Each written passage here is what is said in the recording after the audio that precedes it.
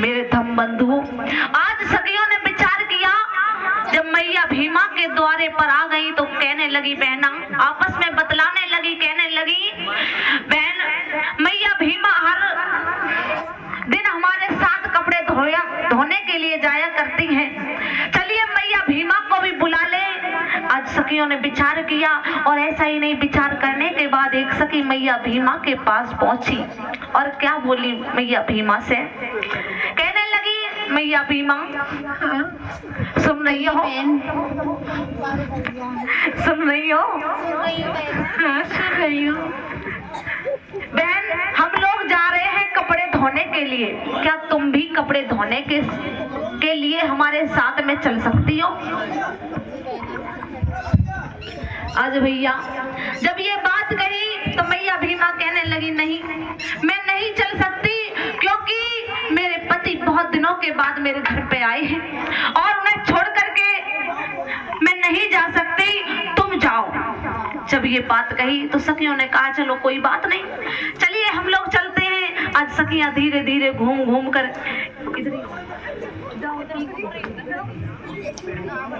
आज मेरे धम बंधुओं, इधर सखियां घूमते टहलते घूमते आज जहां कपड़े धोने के लिए जाया करती थी वहां पर पहुंची।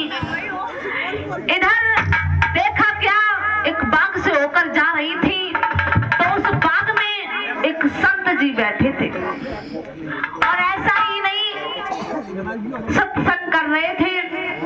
जब सखियों ने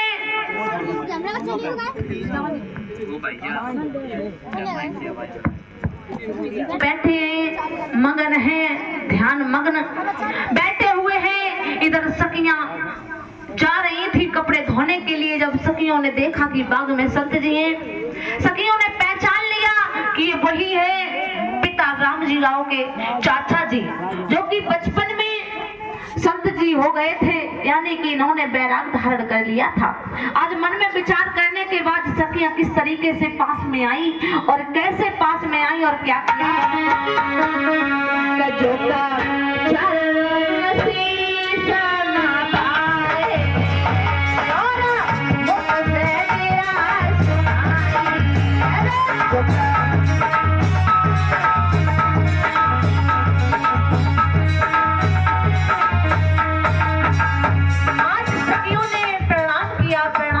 के बाद में कैसे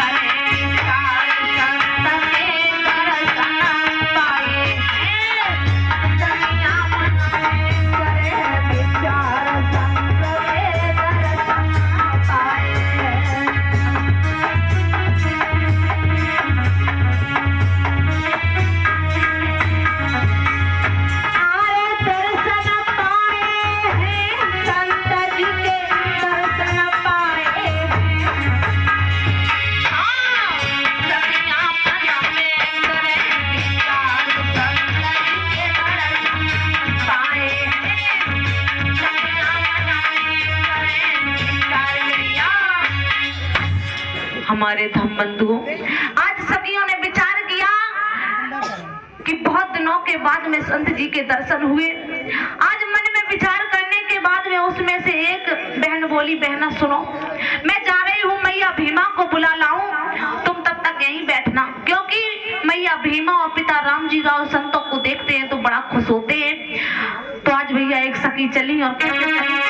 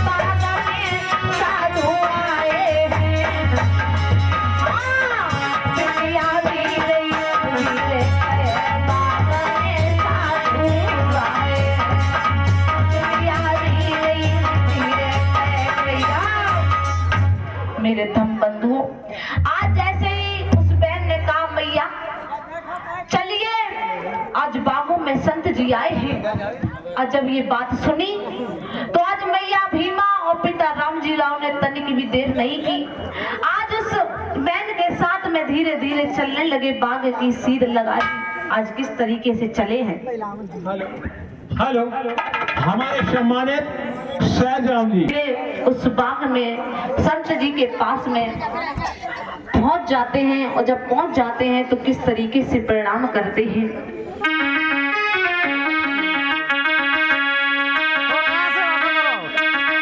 पति पत्नी ने आज तारे मेरे भैया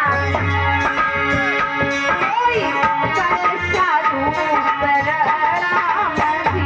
अरे पति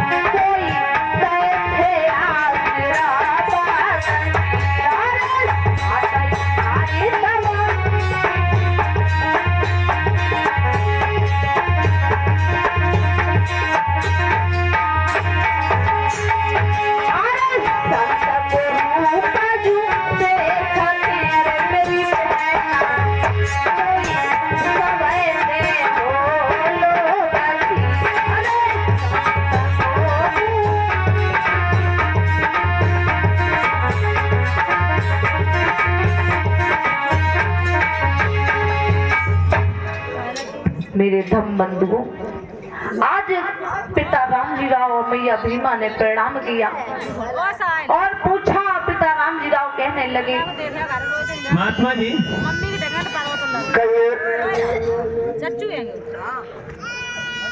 क्या कहना चाहते हैं? महात्मा जी हाँ कहिए। कहना चाहते हैं हाँ कि हमें आप पहचाने से लगते हैं। हाँ, पहचान से तो लगते हैं, लेकिन आपने हमको पहचान नहीं पाया। वही तो मैं सोचा, मैंने पहचान क्यों नहीं पा रहा हूँ। मैं आपका वही चाचा मानदास हूँ। क्या? हाँ चाचा मानदास जी हैं? हाँ। प्रणाम चाचा जी को। अरे खुश रहो बच्चों, खुश रहो, सदा सुहागिन रहो, तुम्हारी जुग जुग जोड़ी अमर रहे, सदा खुशी रहो, जय मंगल हो। बहुत बहुत साधुवाद, बहुत बहुत साधुवाद। महात्मा जी, चाचा जी। हाँ कहिए। आप तो कह रहे मंगल हो। हाँ हाँ। हमारी समझ में तो मंगल आ नहीं रहा है। क्यों? चाचा जी, हाँ हम बहुत दुखी लगते हैं, क्योंकि मैं देख रहा हूँ कि ये हमारा दबा कुचला समाज जिसकी क्या हालत है। मैं तो एक फौज में सूबेदार हूँ, हमारे साथ इस तरह का दुर्व्यवहार किया जा रहा है, हमें आए दिन अपमानित किया जा रहा है। तो इस समाज की क्या हालत है गुरुजी, हमारी समझ में नहीं आ रहा है कि कोई विद्वान ऐसा पैदा होगा इस धरती पर या नहीं होगा। महात्मा जी, इसलिए हम बहुत दुखी हैं। बेटा रामजी राव, दुखी मत होइएगा, ये सृष्टि है और सृष्टि में सब कुछ अच्छा ही अच्छा नहीं हो सकता है। कभी अच्छा भी होता है, कभी बुरा भी होता है। एक समय सूरज का उगना होता है और दूसरी समय सूरज का छिपना होता है, इसलिए समय हमेशा बराबर नहीं होता है। बेटा रामजी राव, चिंता मत करिएगा, भविष्य में समय अच्छा जरूर आएगा। आएगा? बिल्कुल आएगा। कैसे आएगा? हमारी समझ से तो बाहर है।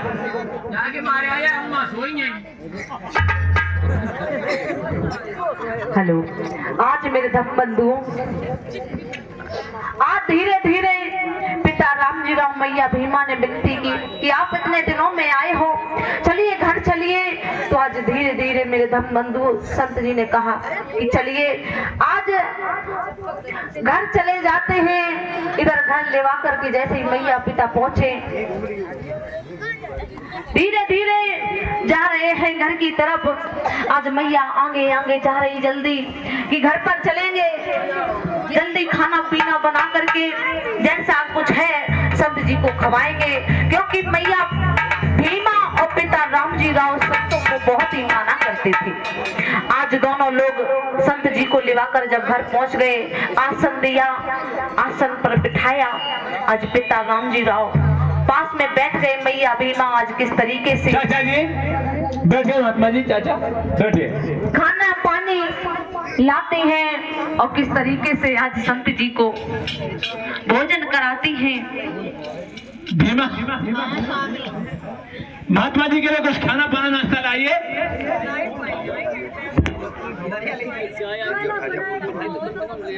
है और ऐसा ही नहीं, यार कैसे ले आए तो बात कम से कम यार। बड़े खुश हैं दोनों पति पत्नी। अरे तो उन्होंने बताया पहले हमारा सब बताओ यार।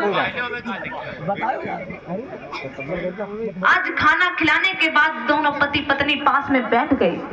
आज बैठ गए, आज सत्संग करने लगे और सत्संग करने लगे तो मैया भीमा हाथ जोड़कर, खाना बहुत बढ़िया है, खुश हूँ।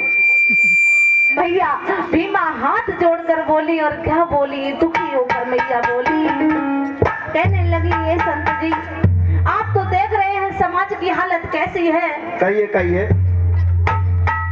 हम लोगों को अच्छा जीवन कब मिलेगा, कब हम लोग आजाद होंगे, कब हमारी ये गुलामी की बेड़ियां टूटेंगी। आज इस तरीके से बोली और क्या बोली मैया भीमा, गुरुजी मेरो अब बूढ़ा बड़ो शरीर, बता दो कैसे तारोगे। तालियों के साथ सभी लोग, हाँ गुरुजी मेरो अब बूढ़ा बड़ो शरीर, बता दो कैसे तारोगे।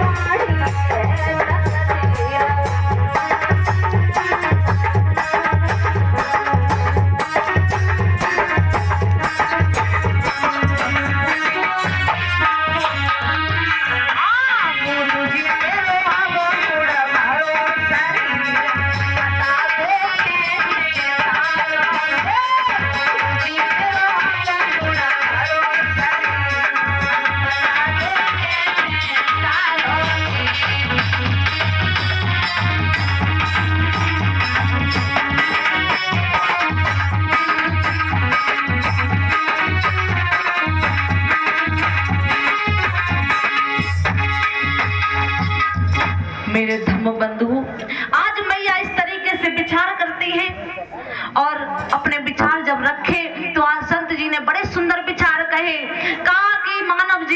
तो कष्ट मिलेगा। कहा है कि सुख, आज सुख है तो कल दुख भी आएगा, और आज दुख है तो कल सुख भी मिलेगा। ये नहीं कि इंसान दुख में ही जीवन अपना यापन करता रहे, उसे सुख ना मिले। सुख तो मिलेगा, क्योंकि ये जीवन के दो पहलू होते हैं। अगर आज सुख है तो कल दुख भी लगा हुआ है।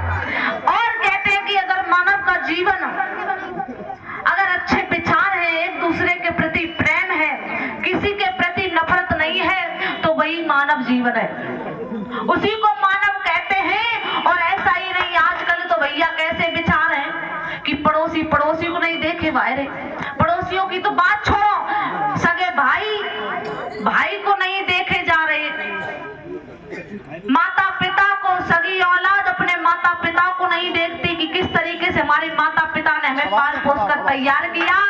और वही लोग जब माँ बाप की सेवा करने को आ जाए तो माँ बाप को वृद्धाश्रम में छोड़ आते हैं। आज गुरु जी ने बड़े सुंदर शब्दों में कहा, और क्या कहा कि मानव का जीवन होता ही ऐसा है। कैसा होता है भैया, सुनो बड़े ध्यान से, हमारी माता सभी लोग। क्या कहा, क्या कहा, और सभी लोग बैठे रहे, बस थोड़ी देर में जन्म हो जाएगा, और सभी लोग नाचने के लिए तैयार रहे। आज संत जी ने बड़े सुंदर विचार कहे कि अगर मानव है और ये लक्षण जो उसके अंदर है, ये अगर छोड़ दे तो समझ लो वो दुनिया में सर्वश्रेष्ठ मानव हो सकता है। कैसे,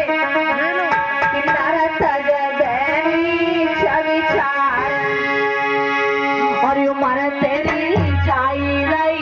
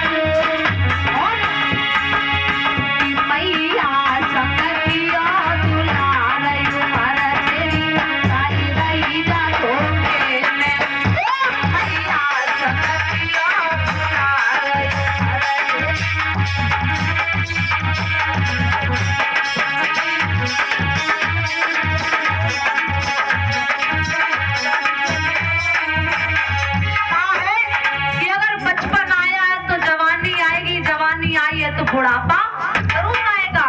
अगर बच्चा है और लाड़ खेल में भैया कोई नहीं याद रखता है, बचपन में सिर्फ क्या दिखता है, खेलो खाओ, बस यही। और माँ से प्यार किया, पता नहीं चला कब बचपन निकल गया। जैसे ही जवानी आई तो जवानी के जोश में किसी को नहीं समझते। और कैसे कहा दूसरी कड़ी में कि आई जवानी तो तरह आया,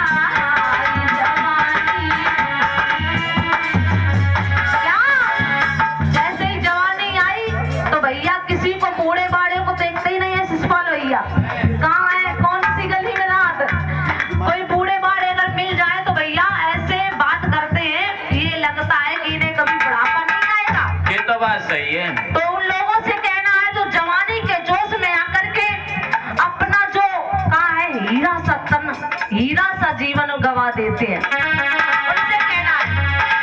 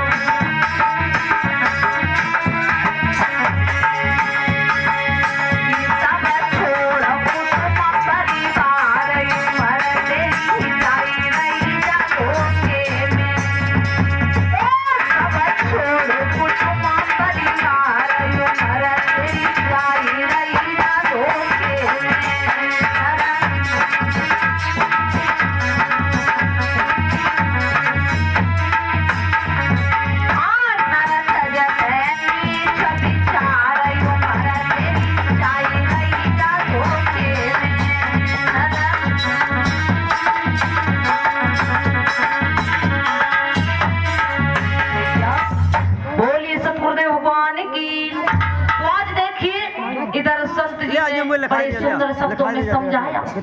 आज धीरे धीरे समझाया। आज जैसे ही सुबह हुई, मैया और पिता रामजी राव कहने लगे संत जी कि कब हमारे दिन सुधरेंगे, कब अच्छे दिन आएंगे।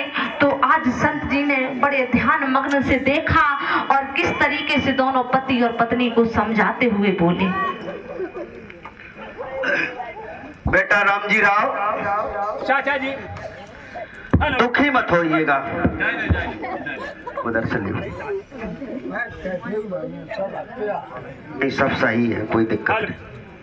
हेलो, दुखी मत होइएगा, ये दिनों का चक्कर है, लेकिन मुझे आभास होता है क्या चाचा जी कि एक दिन मसीहा जरूर आएगा। अच्छा, हम सबका मसीहा एक दिन जरूर आएगा और वो भी आपके घर आएगा। क्या हमारे घर में कोई मसीहा पैदा होगा? और ऐसा मसीहा पैदा होगा जिस मसीहा का सारे दुनिया में नाम रोशन होगा। अच्छा महात्मा जी, और जब तक गंगा जमुना में पानी रहेगा तब तक उसकी अवर कहानी रहेगी। धन हो महात्मा जी को, धन हो महात्मा जी को। आज मैं धम्म मोर बचन चाहे पर जाए फीका, संत बचन पत्थर की लीका। अच्छा, ठीक है बेटा, ये हमें आभास होता है। मैंने अपनी बात कह दी। अब कुदरत में क्या है, सृष्टि में क्या है, ये तो मैं भी नहीं जान सकता, ये तो ईश्वर की कृपा है। और इसी के बीच 100 रुपए आदित्य डॉक्टर भैया जो कि कानपुर से चलकर आए हैं, इनकी तरफ से 100 रुपए का धमदान आ रहा है। बहुत बहुत साधुवाद, बहुत बहुत मंगल कामनाएं। एक बार जोरदार तालियां बजाएंगे भैया जी के लिए। आज देखिए संत जी ने कहा, जो ये सुने, संत जी ने कहा कि तुम्हारे घर में एक ऐसा बेटा जन्म लेगा जो पूरी दुनिया में नाम करेगा। तुम्हारा 14वां बेटा जो जन्म लेगा वो ही तुम्हारे दुखों का इलाज करेगा। आज जब ये बात कही, संत जी कहने लगे अब हमें आज्ञा दो, मैं चलना चाहता हूँ। तो आज मैया भीमा और पिता रामजी राव किस तरीके से विदाई करते हैं, विदाई देते हैं और संत जी को विदा करते हैं।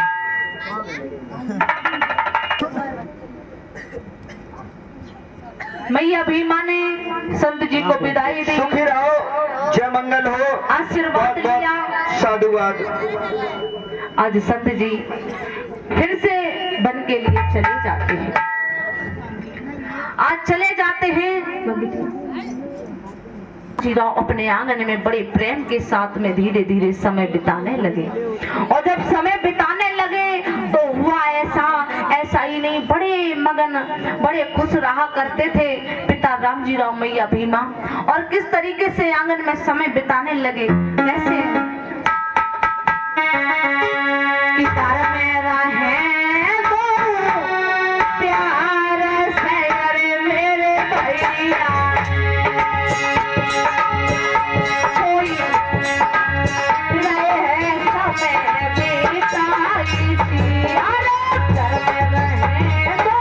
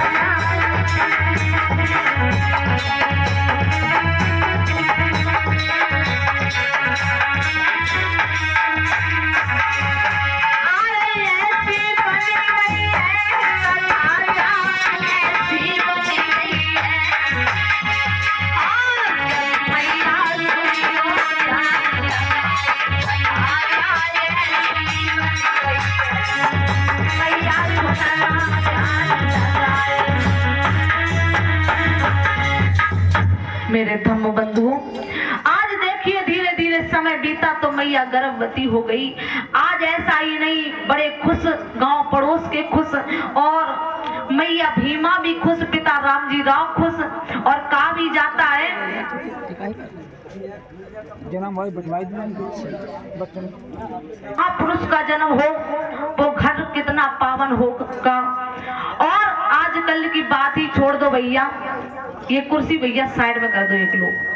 कहा है कि आजकल की बातें क्या की जाए, इंसान एक बच्चा हो उसे भी आजकल नहीं पढ़ा पाते हैं लोग, पढ़ा पाते हैं। और पहले जब बाबा साहब स्कूल जाने के लिए तरसते थे कि किसी तरीके से हम पढ़ जाएं, स्कूल के पीछे पढ़े, लेकिन आज हम लोगों को हक अधिकार दे दिए कि स्कूल के अंदर पढ़ो, और फिर भी आज बच्चे नहीं पढ़ते हैं। पढ़ते हैं कि नहीं पढ़ते हैं? आजकल के बच्चे कैसे पढ़े, जब घर में ही भैया कहा है कि पिता रोज संजा को भैया पौवा लगा के आए रहे, तो बच्चा कहाँ तो पढ़े हैं? सही बात। अच्छा, आपको पता है कहा है कि जब घर का माहौल अच्छा होगा तभी बच्चे आगे बढ़ पाएंगे। लेकिन घर का माहौल कैसे अच्छा बनेगा? आजकल कहा है कि ठेका जिंदाबाद रहा है। सही बात है कि नहीं है? क्या आप बात आते ही नहीं उठे हैं? वे तो चाहते हैं कि जब बंद ना होए, क्योंकि ये तो बूटी है ना, ये समझते हैं कि सजीवन बूटी ऐसे पी लेते हैं तो अमर हो जाते हैं।